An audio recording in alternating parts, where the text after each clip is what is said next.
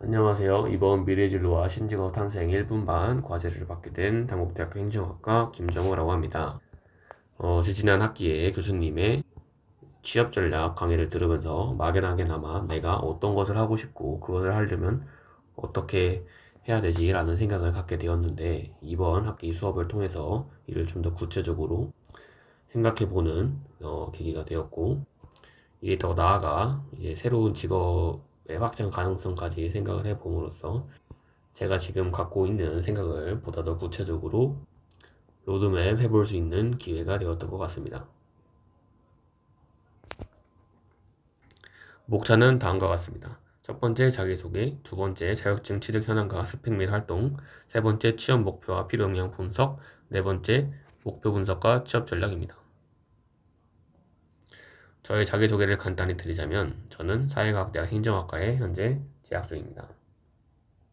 저의 목표는 로스쿨에 합격을 한 후 변호사 자격증을 취득하는 것에 있습니다. 제가 생각하는 저의 성격은 남들보다 사교적이고 남들과 직접 대화를 하고 토론을 하는 것을 좋아하며 구체적으로 어떤 것이 옳고 어떤 것이 옳지 않은지에 대해서 생각해 보는 것을 좋아하는 것 같습니다. 저의 관심 분야와 히스토리에 대해서 조금 더 설명을 드리면 어렸을 때는 제가 막연하게 잘하는 것을 남들보다 더 전문적으로 전문성을 갖고 해보고 싶다는 꿈을 갖고 있었는데 또한 내가 진짜 살고 싶은 삶이 무엇인지를 생각해 보았고 우리 대학 행정학과에 들어와서 법과 정책을 공부해보는 기회를 가졌습니다. 또한 이 과정에서 여러 법 관련 봉사활동과 법학 과목 수강을 통해서 법에 대한 관심을 조금씩 키워나가는 계기가 되었던 것 같습니다. 저의 성격을 조금 더 심층적으로 말씀드리면 저는 집요하고 끈기 있는 성격이 있다고 생각을 합니다. 무엇이든 한번 시작하면 그 목표를 이루기 전까지 끈질기게 도전하는 성향이 있는데 비록 좌절하고 실패할 때도 있지만 이를 배움의 기회로 삼고자 하는 활력성이 남들보다 조금 높다고 생각을 합니다. 이러한 태도는 앞으로 시험 준비하고 변호사가 돼서 활동을 함에 있어서 분명히 강점으로 생각을 할 것이라고 생각하고 있습니다. 또한 아까 말씀드린 바와 같이 저는 공정함과 어떤 것이 옳은지에 대해서 끊임없이 관심을 갖고 있기 때문에 이런 정의를 올바르게 실현을 하고 어떻게 적용을 하는지 그리고 그것 집행하는 과정에서 그 자체의 흥미를 느끼는 것 같습니다. 이것이 옳고 왜 저것이 옳은지 곰곰이 따져보는 것 자체에 많이 흥미를 느꼈던 것 같습니다. 이제 저의 자격증 취득 현황을 말씀드리겠습니다. 우선 국사편찬위원회에서 진행한 한국사 능력 검정 시험 1급을 갖고 있습니다. 이는 비록 법과 관련성이 비록 좀 적어 보일 수 있지만 우선 저희 학교 졸업 요건으로서 필요하고 기본적인 상식선에서도 꼭 필요한 자격증이라고 생각을 합니다. 두 번째로는 일본어 능력시험 1급 자격증입니다. 오늘과 같은 세계에 외국인과 자연스럽게 의사소통할 수 있는 언어는 반드시 필수적이라고 생각하기 때문에 일본어는 제2외국어의 가장 높은 급수인 1급을 취득을 하게 되었습니다. 이는 앞으로 제가 법조인이 되어서 활동을 함에 있어 그 활동 반경을 조금 더 넓혀주고 그 활동 수익을 증대시켜줄 수 있는 가능성이 있다고 생각합니다. 또한 저는 학점 관리를 통해서 학점을 최대한 높게 유지하려고 노력을 했던 것 같습니다. 학점 같은 경우에는 로스쿨 진학에서 분명한 정성 요소란 정량 요소로 반영을 하고 있기 때문에 만약 학점이 높다면 유리하게 작용할 것입니다. 뿐만 아니라 이외에도 학점과 연계한 기타 봉사활동, 학회활동 등과를 통해 다른 정성 요소까지도 보완하고 있습니다.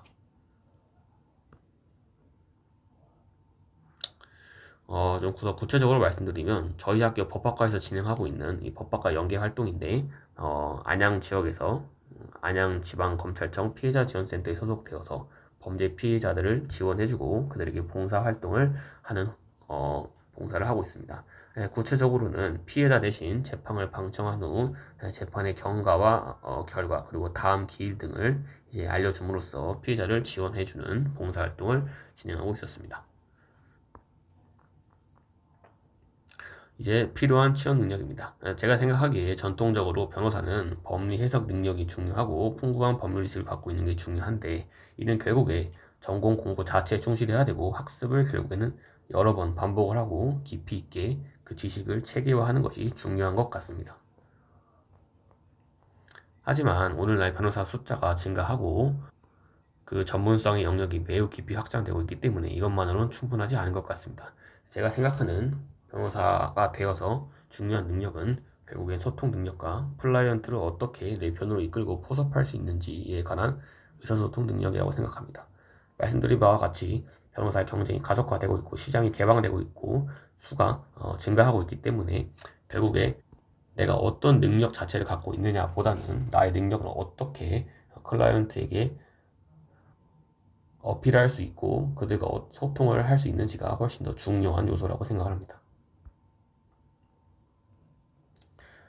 또한 필요한 채용 능력 두 번째는 리걸 테크라 하여서 AI 활용을 극대화를 함으로써 법률 시장의 IT화를 선도하는 것입니다. 쉽게 얘기해서 법조계의 보수성을 극복을 하고 이제 인터넷과 SNS를 통한 법률 시장을 확대를 함으로써 소비자들과 조금 더 가까워질 수 있는 기회를 마련하는 것입니다. 이는 결국에 기본적인 컴퓨터 활용 능력과 인공지능 기술에 대한 공부를 통해서 가능하다고 생각합니다. 세 번째는 아까 외국어 활용 능력과 관련이 있는데요. 결국에 오늘날은 유튜브와 SNS와 같은 법률 시장이 국제화되고 있는 형태를 취하고 있기 때문에 국가와 국가 간의 법률과 행정적인 연관성, 즉 포섭이 증가되고 있습니다. 이는 앞서 말씀드린 리걸 테크와 같이 엮어서 운용을 한다면 외국어를 이용해서 잠재적인 클라이언트를 증가시킬 수 있다는 매우 큰 강점을 갖고 있다고 생각합니다. 다음으로는 수업 분석을 통해서 제가 현재 가지고 있는 강점, 약점, 기회, 위험에 대해서 말씀드리도록 하겠습니다. 첫 번째는 강점입니다. 저는 과거에 블로그, SNS, 온라인 법률 플랫폼 등을 활용해서 이런 마케팅을 해본 경험이 있습니다.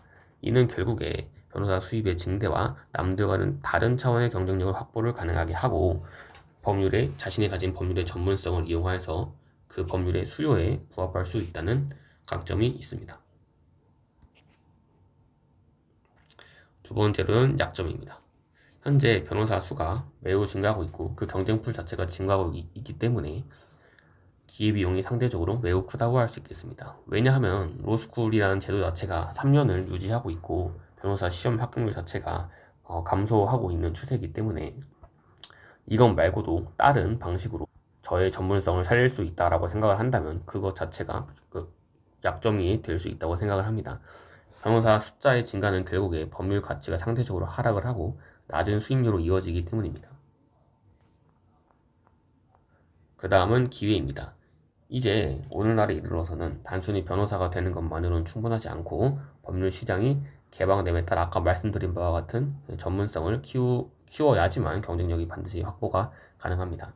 저 같은 경우는 법뿐만이 아니라 행정학과에서 행정학을 주 전공을 하고 있기 때문에 이를 행정법 전문 변호사와 연계하여서 내가 가진 이 행정적인 지식을 법과 연결될 수 있는 능력이 매우 중요하다고 생각합니다.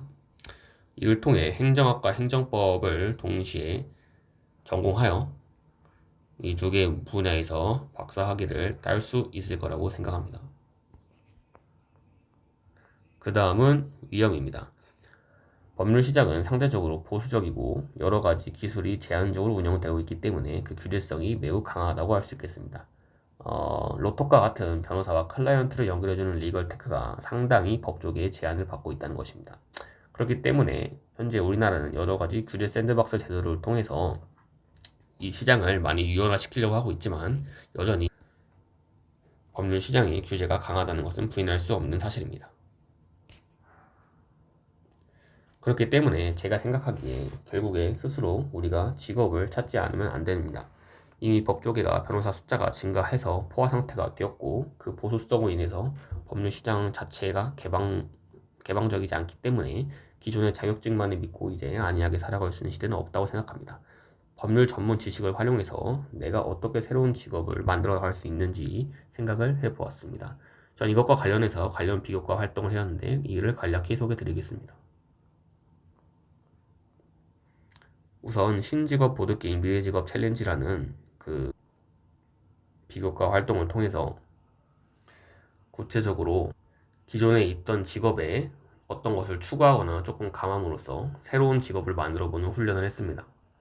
실제로 보드게임 활동을 통해 학우들과 앞으로 미래에 우리가 살아가고 있는 모습이 어떨지를 같이 얘기를 해봄으로써 IT 법무 분석가라는 새로운 직업을 만들어 보고 이를 어떻게 시장에 잘 운영할 수 있을지를 생각해 보는 계기가 되었던 것 같습니다. 뿐만 아니라 저는 흩어진 경험들을 연끌하는 나만의 자소서 만들기라는 비호가 프로그램을 들음으로써 내가 막연하게 생각하고 있던 저의 강점과 제가 생각하고 있는 변호사의 모습들을 저의 자소서로 글로써 논리적으로 구성해보는 연습을 함으로써 제가 갖고 있는 생각들을 다시 한번 살펴볼 수 있는 기회가 되었던 것 같습니다.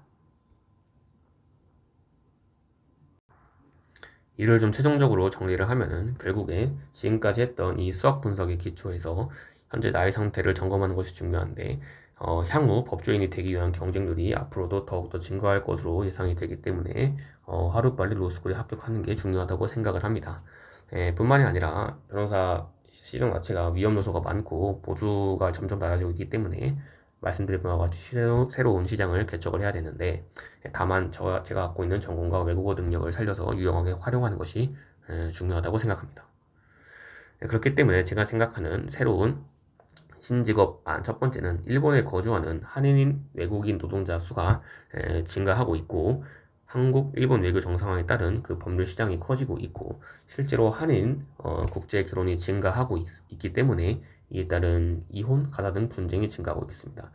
이렇기 때문에 우리나라와 일본을 잇는 이 외국인 노동자와 이 국제 결혼하는 커플들을 대상으로 새로운 직업을 생각해 보았습니다. 그래서 한일 전문 변호사라는 가사, 노동과 같은 분야에 전문적으로 이들의 수요를 맞출 수 있는 직업을 만들어 보았습니다. 두 번째로는 행정의 영역에서까지 공적인 역할을 담당하고 있는 변호사 수가 증가하고 있고 행정기관에서 이제 변호사의 수요가 증가하고 있기 때문에 이러한 행정학을 전공하여서 그 박사학위를 취득한 후에 변호사 자격증을 활용을 시킨다면 이를 통한 시너지를 낼 수 있을 것이라고 생각합니다. 이에 따른 관련 직업으로는 이제 교수와 같은 연구 활동을 할 수 있는 사람도 있을 것이고 아니면 행정법 전문 변호사라는 자격증을 획득하여서 이를 실무에 적용해 볼 수 있는 것도 생각해 볼 수 있을 것 같습니다. 마지막으로 한 학기를 맞추면서 이번 학기는 4학년에 들어간 지금 다시금 현실적인 취업 전략을 마련해 볼 수 있다는 데서 의미가 매우 컸던 것 같습니다. 제가 1학년, 2학년 때 생각했던 약간 추상적인 방안들을 좀 구체적으로 생각을 해보고 앞으로 제가 생각하지 않으면 안 되는 그런 신직업을 발굴해 볼 수 있는 기회가 되었다고 생각합니다. 이 과정을 통해서 제가 결국에 어떤 것을 중요시 여기고 나의 성격이 무엇이고 내가 갖고 있는 강점과 약점이 무엇인지를 생각을 함으로써 이 방안들과 결합시켜서 내가 어떤 것을 해 나가야 될지가 조금 더 명확해졌던 기회가 되었던 것 같습니다. 감사합니다.